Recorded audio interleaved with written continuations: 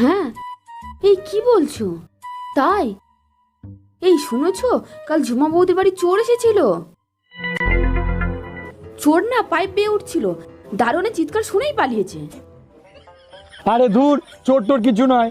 আমি গিয়েছিলাম ঝুমা বৌদিকে সারপ্রাইজ দেবো বলে, এমন আনরোমান্টিক দারোয়ান ঠিক চিৎকার করছে, পাইপ বেঁকে উঠছে, পাইপ বেঁকে উঠছে।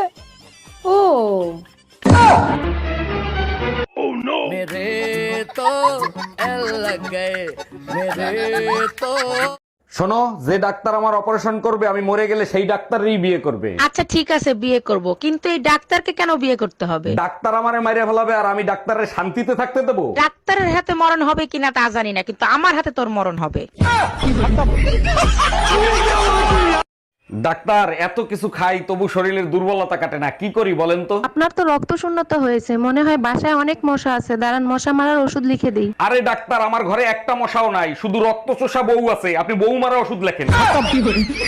Bye bye, tata. এই কালকে আমাকে বাপের বাড়ি দিয়ে আসবা। দেখো ঝামেলা বেগম, ঝামেলা করবা না। সিটার বাটপার্কের কাছে আমি দ্বিতীয়বার যাই না। আমার নাম শান্তি, আমাকে ঝামেলা বলে ডাকবা না। আর তোমার সাথে কি বাটপারি করছে? শান্তির কথা কই অশান্তি তুলে দিছে, এটা কি বাটপারি ছিল না? অশান্তি করে বলে আজকে তোরে দেখাবো। Bye bye, tata.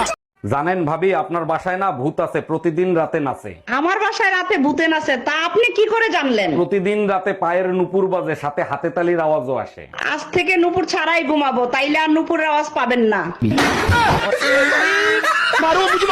আমার সাথে কিছু হইলে ঘটকরে গালি দাও। ঘটক কি তোমার মাথায় কামড় দিছে? গালি দেবো না তাই চুম্মা দেবো? ওই ঘটক শালাই তো তোরে আমার গলায় ঝুলাইছে। পাশের বাড়ির ভাই ভাবি তারা তো কখনো গালি দেয় না, তুমি গালি দাও কেন? পাশের বাড়ির ভাই ভাবি লাভ ম্যারেজ করছে, তারা তো নিজেরে নিজে গালি দেয়।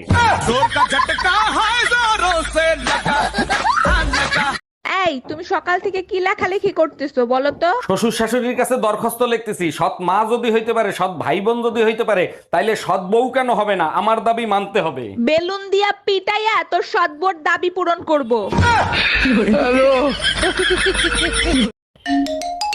হ্যালো বেবি, তাড়াতাড়ি বলো কি হয়েছে? সুসংবাদ আছে, আমাদের না একসাথে 3টা বাচ্চা হয়েছে। এইটা কেমনে সম্ভব? সবার হয় একটা দুইটা, তোমার 3টা কি করে হলো? থাকো তো দেশের বাইরে, যখন আসো কুত্তার মতো ঝাপাই পড়ো, তাই হইছে। हे हरि राम कृष्ण जगन्नाथ प्रेमानंदी।